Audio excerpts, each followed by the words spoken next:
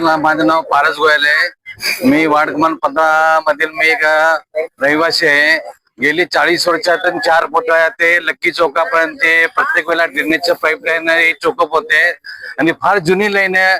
या दिवसातून रोज 100 VIP लोक या रस्त्यावर येते जातात, पण कोणाला या रस्त्याची जाणीव नाहीये. प्रत्येक लाईटचे प्रकाश कमी आहे. फार 40 वर्षाच्या आतोकडचे जुने लाईटी आहे, जुने पाईपलाईन नाहीत आहे. ते आम्ही माझी नगरसेवक आणि टोटे यांना आम्ही विनंती केली की ते आम्हाला लोकांच्या करून द्यावी, नम्र विनंती. आणि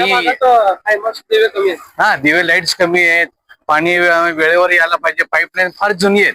ड्रेनेज प्रत्येक वेळेला फ्लो जास्त म्हणून पाईपलाईन वगैरे चोकअप होतात. प्रत्येक वेळेला आम्ही कोण बाकी लोकांचे सहकार्य असतात तरी ते आम्हाला हे पाईपलाईन जुनी आहे ती नवीन करून द्यावी ही नम्र विनंती आहे.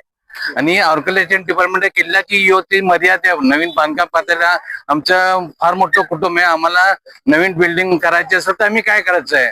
300 मीटरचं 200 आले, 200च्या 100 मीटरला ही जी आहे ना, जी शासनाची जी केंद्र शासनाची जी आहे ना ती थोडीशी कमी करावी.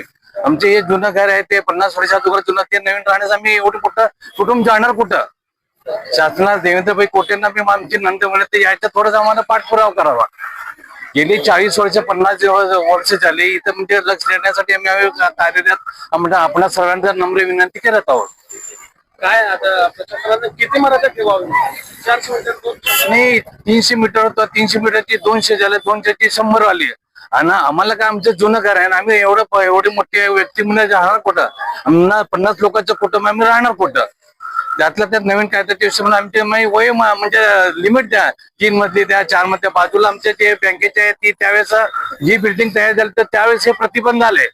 ते झालेलं आहे. जामदार टावे त्याला मध्यवर्ती बँकेचं तिथे ते तयार झालं. मग असं झालं की आम्ही अडकून बसले, असं झालेलं आहे. एवढे मोठा किल्ल्याच्या नंतर बगीच्या नंतर रस्ता आहे. हा फार मोठा रस्ता आहे. त्याच्या लोक विचारत कुठून म्हणजे ही मर्यादा कुठून घेणार आहे ती? हे आमची जीवापाड म्हणजे हे फार मोठे एवढी तडतड मग त्याचं सेंट्रल गव्हर्नमेंटची मर्यादा आम्ही काय करणार आहे? सेंट्रल गव्हर्नमेंट जुनी आहे, 50 वर्षाचे रोड आहे ना जुने. तुम्ही बघायला पाहिजे, करायला पाहिजे. प्रत्येक व्यक्तीवर कुटुंबावर आमच्या फार मोठे अन्याय होते. आम्हाला जर आपल्या सणांना विनंती ती कायदे पालन चौकशी करून ती कायदा ते हटवताना त्याची लिमिटेशन ठेवा. पण या ह्याच्यामध्ये परवाना देण्याच्या ह्याच्यामध्ये काही लोक आहे ना जाणून बुजून पैसे खातात, हे बी मी साध्य करून देतो.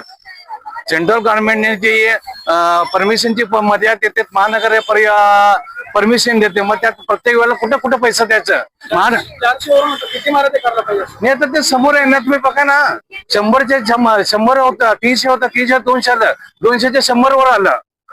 प्रत्येक वेळेला सेंट्रल गव्हर्नमेंटला पैसे द्या, महानगरपालिकेला द्या, इथला जो परमिशन घेतो तिला पैसे द्या. हे अन्याय आहे. पैसा महानगरपालिकेमध्ये जमा होत नाही. ऑर्गनायझेशन डिपार्टमेंटचं तुम्ही हे प्रतिबंध घातलं, तुम्ही चौकशी करा, बघा ना. तुम्ही येऊन बघा कोण किती रहिवासी राहतात. तुम्ही प्रत्येक वेळेला बघा त्या लोकांवर तुम्ही प्रत्येक वेळेला काय ना काय लादला तर येते. आम्ही जुनं फार मोठं आमचं कुटुंब आहे. आम्ही राहणार कुठं, जाणार कुठं? आपण काय सांगाल?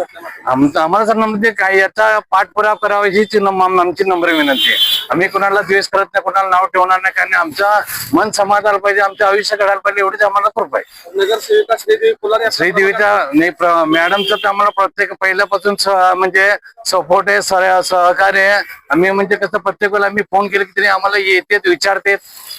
आम्हाला यात बाकी जे बी वार्ड क्रमांक नगरसेवक विनोद भोसले ते बी येते बोलते, त्यांचं बी सहकार्य. पण त्यात मॅडम स्वतःहून हजर राहतात, त्याच्यात ते आम्हाला फार मोठं पोहोचतंय. Like, subscribe, click on the bell.